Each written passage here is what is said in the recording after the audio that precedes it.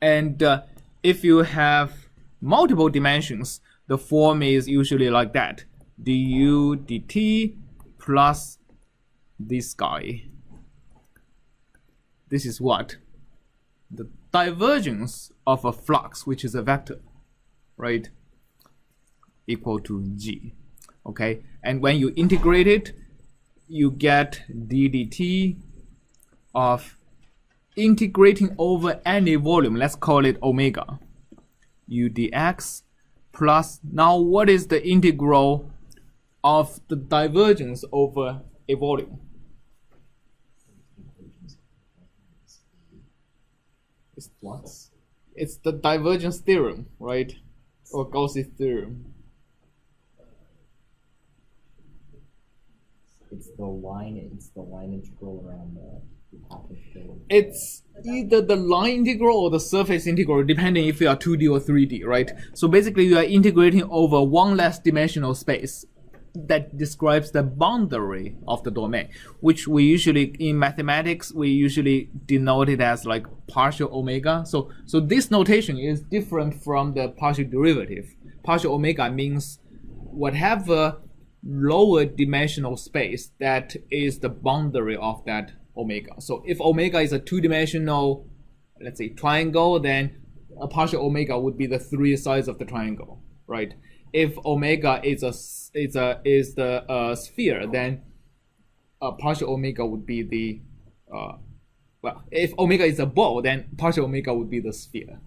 Okay, so then the divergence becomes the outward normal of that volume dot with f of u is equal to integral of omega g dx. All right, so this is ds. Okay, so basically, again, the time derivative of how much stuff is contained in that volume is going to be, it can be equal to, well, if I take this to the right hand side, I would be minus and plus. Remember, this n is outward normal, so minus n would be inward normal, right? So this, the minus n dot with f is the rate at which stuff is flowing into that volume, right? That's why the time derivative has a contribution from the flux into the volume plus a source term that is generated within the volume. So this is the more rigorous way of us looking at equations that can potentially develop discontinuities. And what does that has to do with our numerical methods? Well, of course, a correct way to discretize an equation that can develop discontinuities is no longer trying to discretize this equation. We would instead discretize that equation. Okay, that's the principle of finite volume. What is finite volume? It is, again, discretizing the space into many, many non-overlapping volumes, the union of which is actually the entire space.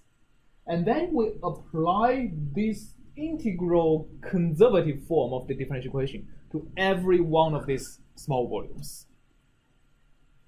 All right, so there is no coincidence that what the computer remembers is not the values of the function at any grid points. Instead, it is the average of my conserved quantity in these small volumes. And this divided by the size of the volume is the average. So finite volume is actually using this kind of integral forms of conservative laws to solve how does the conserved quantity in each of these small volumes rise or fall. So next lecture we'll look into exactly how we do that. All right. Any questions on this? Well, we finally get to apply all the divergence theorem from like 1802. How long ago was it? You didn't enjoy that in Fluent? Oh, you know, fluids is just the peachiest time. All right. I have a question on the exam on this. Okay. So what are you allowed to have an exam? Is there like cheat sheet allowance or what are the exact materials? Like I'm not quite sure. What are we exactly expecting to do in an exam? Because we're used to always doing that one, like MATLAB and secret lab.